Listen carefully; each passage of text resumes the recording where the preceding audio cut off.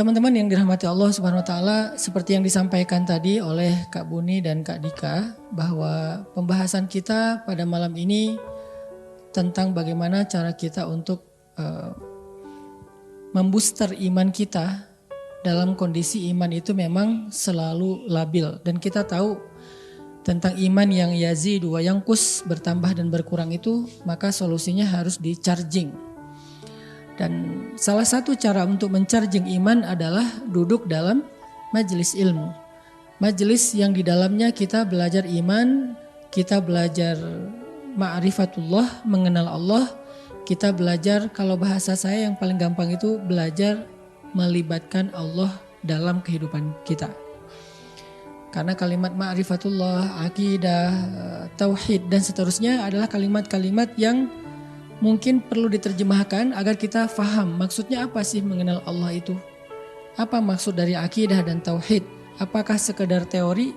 Ternyata maksud dari akidah, tauhid, ma'rifatullah, rububiyah, uluhiyah, asma, sifat dan seterusnya, intinya satu, libatkan Allah dalam hidup kita.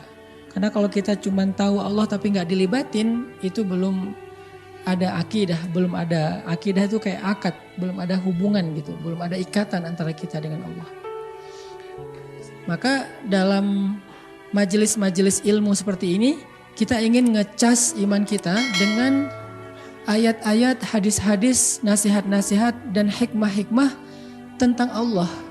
Tentang bagaimana kita memperlakukan Allah atau bermuamalah dengan Allah dalam kehidupan kita supaya iman kita bertambah lagi.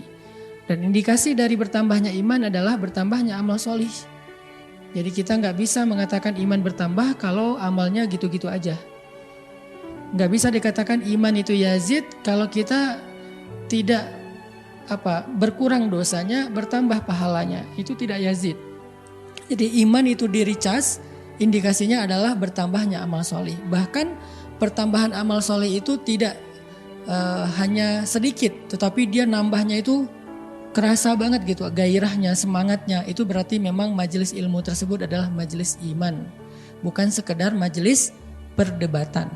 Nah, hari ini kita akan coba belajar iman, membooster iman kita, hati kita dengan ayat-ayat yang tadi saya baca. Tentang apa sih ayat tadi?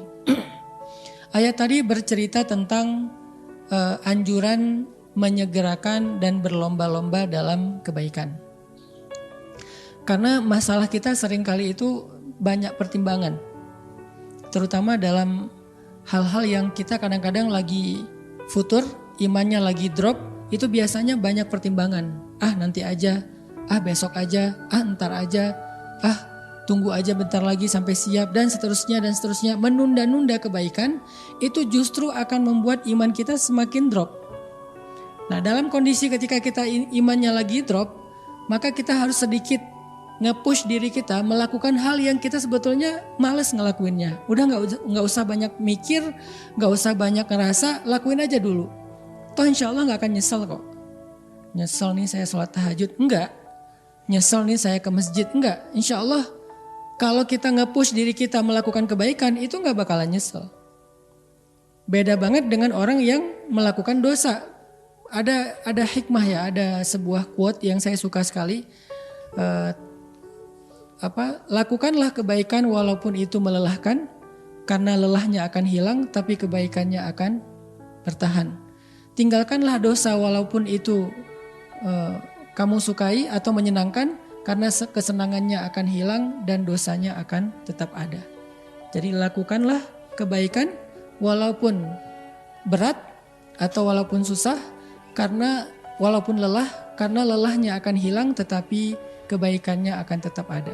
Tinggalkanlah dosa walaupun menyenangkan, karena kesenangannya akan hilang dan dosanya tetap ada. Jadi kadang-kadang kita emang harus nge-push diri kita untuk melakukan kebaikan walaupun lelah, karena lelah itu akan hilang. Tapi kebaikannya akan tetap ada. Sebagaimana kita belajar berusaha meninggalkan dosa walaupun menyenangkan, karena kesenangannya juga akan hilang, gak akan lama, tetapi dosanya akan tetap ada. Jadi kalau kita takut lelah berbuat baik, apa yang kita takutkan? Bentar lagi juga hilang tuh lelahnya. Lelahnya sholat tahajud itu juga sebentar lagi hilang. lelahnya baca Quran itu sebentar lagi juga hilang. Lelahnya datang ke majelis ilmu bentar lagi juga hilang. Lelahnya kita sholat berjamaah bentar lagi juga hilang. Gak sampai seumur hidup kita lelah gara-gara beramal soleh itu gak ada. Sebagaimana berbuat dosa bentar lagi juga kesenangannya hilang kok. Gak mungkin kita senangnya seumur hidup gara-gara berbuat dosa sekali, itu gak mungkin. Jadi ada orang yang maaf misalnya dosa paling gampang berbohong lah. Dosa yang paling gampang dilakukan itu berbohong misalnya, hanya untuk sekedar mengalihkan isu atau menghindar dari sebuah pertanyaan atau apapun lah maksud kita untuk memudahkan urusan kita. Maka kemudahan itu akan hilang dalam waktu yang sekejap, muncullah keburukan dan kesusahan setelahnya yang mungkin akan lama waktunya. Apalagi dosa yang lebih besar daripada itu. Ketika kita berbuat dosa, kesenangannya sebentar. Misalnya seorang akhwat, seorang cewek dance di depan layar, posting di TikTok. Berapa lama sih dia akan menikmati itu? Nggak lama. Begitu viewsnya kecil, bergantilah kesenangan dance tadi dengan kekecewaan. Kok cuman segini sih, udah capek-capek ngedit, pakai filter berlapis-lapis. Hasilnya gini doang gitu kan ya. Nah artinya tinggalkanlah dosa walaupun menyenangkan. Ini berlaku juga buat saya sendiri karena kita nggak mudah juga melakukannya semampu kita. Tinggalkanlah dosa walaupun itu menyenangkan karena kesenangannya akan hilang dan dosanya akan tetap ada. Lakukanlah kebaikan walaupun itu melelahkan karena lelahnya akan hilang sedangkan kebaikannya atau kebahagiaannya akan tetap ada. Ini quote yang saya suka sekali, saya sampai udah lama banget ya sampai lupa siapa sih yang ngomong kayak gini, kok hikmah sekali gitu. Maka malam ini saya pengen ngajak kita merenungkan ayat-ayat, hadis, kisah, nasihat tentang menyegerakan kebaikan dan berlomba-lomba dalam kebaikan, terutama saat kita dharra, saat kita sedang susah, saat kita sedang dalam keadaan males, saat kita dalam keadaan mager.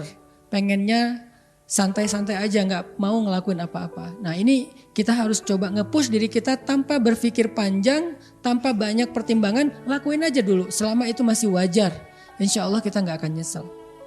Ayatnya tadi yang pertama kita membaca di dalam surat Al-Baqarah ayat 148. Ayat ini sebetulnya lagi menyindir orang Yahudi yang suka sekali berdebat. Jadi orang Yahudi itu memperdebatkan tentang masalah kiblat. Dulu ketika kaum muslimin sholat menghadap kiblat yang sama dengan mereka, yaitu ke Masjidil Aqsa, mereka suka berdebat tentang mana agama yang benar. Kalau agama Islam yang benar, kenapa ikut-ikutan agama Yahudi? Kalau agama Yahudi yang benar, kenapa orang Islam mengklaim Nabi mereka adalah Nabi penutup dan menyempurnakan agama Yahudi dan seterusnya. Kalau emang menyempurnakan, kenapa tuh kiblatnya ikutan agama yang disempurnakan? Debat aja, tapi sholat enggak. Akhirnya pindah kiblat karena kaum muslimin merasa berat hati dengan hinaan orang Yahudi. Nabi juga merasa enggak nyaman. Akhirnya Allah pindahkan kiblat dari Masjidil Aqsa ke Masjidil Haram. Setelah kiblat pindah, orang Yahudi ngomong lagi, debat lagi. Kalau emang agamanya benar, ngapain sih pelin-pelan? Kalau udah benar ke Masjidil Aqsa, ya udah Masjidil Aqsa aja, nggak usah rubah-rubah. Kayaknya Islam ini pelin-pelan deh, syariatnya nggak benar deh dan seterusnya. Kalau emang sholat ke Masjidil Aqsa itu yang benar, maka mulai sekarang sholatnya orang Islam itu nggak sah. Kalau sholat ke Masjidil Haram itu yang benar, berarti selama ini sholat mereka ke Masjidil Aqsa nggak sah. Kan bingung ya? Wah. Kaum muslimin bingung lagi nih, aduh gimana ya Rasulullah, berarti selama ini sholat kita gak benar dong ke Masjidil Aqsa, yang benar sekarang nih ke Masjidil Haram. Muncullah ayat walikulli wijhatun huwa muwalliha, kemanapun arahnya, itu bukan itu intinya. Intinya adalah fastabiqul khairat. Udah sholat belum? Sholatnya udah benar belum? Kalau udah benar udah ditambah belum dengan rakaat-rakaat sunnahnya? Udah ditambah belum dengan bacaan-bacaan yang lebih daripada sekedar 1 ayat 2 ayat? Fastabiqul khairat, intinya ayo berlomba-lomba dalam kebaikan, bukan memperdebatkan arah mana yang benar antara Aqsa atau Makkah, antara mazhab A dengan mazhab B dan seterusnya, antara yang kunut dengan yang tidak, antara yang salawatnya pakai sayyidina atau yang tidak sayyidina, antara yang tarawihnya 11 apa 23, antara yang pakai sarung atau pakai jubah. Bukan itu intinya. Intinya fastabiqul khairat. Dan kita udah harus meninggalkan hal-hal yang gak produktif kayak gitu. Sekarang intinya bukan tentang geng mana kita dalam perpolitikan di Indonesia. Sekarang kita adalah masanya, karena ini masih jauh dari tahun politik, kecuali bagi para politikus mereka selalu merasa dekat ya. Kalau kita sih masih jauh sih, 2024 masih 2 tahun lagi buat kita, bukan itu intinya. Sekarang intinya kita udah fastabiqul khairat gak untuk membangun Indonesia? Masa dari tahun 2019 sampai 2024 masih aja AB, kubu A dan kubu B dan seterusnya. Terus kapan bangun Indonesianya? Kapan kita berkaryanya dengan masing-masing kapasitas kita? Ya, atlet berkarya sebagai atletnya, pengusaha berkarya sebagai pengusahanya, orang sosial berkarya dengan proyek-proyek sosialnya, para dai berkarya dengan nasihat-nasihat dan dakwah programmingnya. Berkarya aja udah fokus fastabiqul khairat, sehingga kita nggak habis energi untuk hal yang tidak produktif. Ini sebuah nasihat yang penting sekali dalam keislaman kita. Karena dulu para sahabat hampir terbawa dengan gaya orang Yahudi yang debat siang malam, amalnya sedikit. Sehingga Allah dan Rasulnya gak rela kaum muslimin mengimpor budaya ini, budaya berdebat, budaya sibuk saling menyalahkan, tapi tidak beramal apa-apa. Muncullah ayat ini, walikulli wijhatun huwa muwalliha fastabiqul khairat aina ma takunu ya'ti bikumullahu jami'a innallaha ala kulli syai'in qadir. Jadi udah gak usah debat tentang mana arah yang paling benar. Dari manapun Allah maha mendatangi kalian. Allah maha menghitung amal kalian. Yang paling penting fastabiqul khairat. Sama seperti orang Yahudi memperdebatkan berapa jumlah ashabul kahfi. Sayaquluna thalathatur rabi'uhum kalbuhum.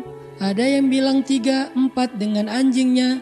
Wa yaquluna khamsatun sadisuhum kalbuhum rajman bil ghaib. Ada yang bilang 5, 6 dengan anjingnya dengan cara nebak-nebak yang mereka enggak tahu. Wa yaquluna sab'atun wa thaminuhum kalbuhum. Ada yang mengatakan 7 dan 8 dengan anjingnya.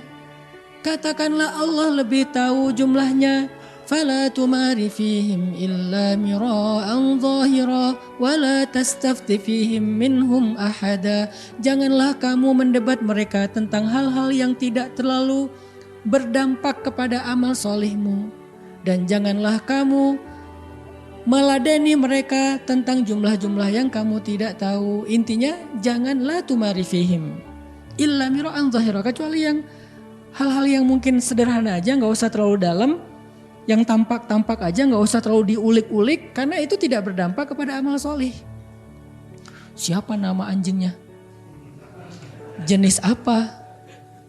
Kan anjing sekarang banyak ya peliharaan anjing tuh, yang lucu-lucu yang kecil, atau yang gede yang galak itu, atau yang banyak bulunya. Jenis apa sih anjing ashabul kahfi?